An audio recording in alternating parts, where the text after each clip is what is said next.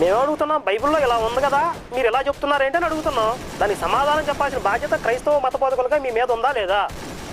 ఆ మాత్రం బాధ్యత తీసుకోలేనప్పుడు మీరు క్రైస్తవ మత బోధకులు ఎలా అవుతారు?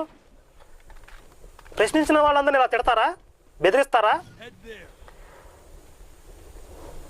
అలా అనుకుంటే మీరు ఒక పేపర్ ప్రకటన ఇవ్వండి. చక్కగా మీ క్రైస్తవ సంఘాల వాళ్ళందరూ కలిసి ఒక తీర్మానం చేసుకుని, బైబిల్ 100% క్రైస్తవులకు మాత్రమే చెందింది, దీని మీద హిందువులకి కానీ ఇతర మత విశ్వాసాలకు చెందిన వాళ్ళకి కానీ ఎలాంటి హక్కు లేదు, దాని గురించి మాట్లాడటం కానీ దాని మీద వ్యాఖ్యానించే అర్హత కానీ లేదు, ఇది పూర్తిగా క్రైస్తవులకి మాత్రమే చెందింది అని చెప్పి ఒక పేపర్ ప్రకటన ఇచ్చేయండి రేపటి నుంచి.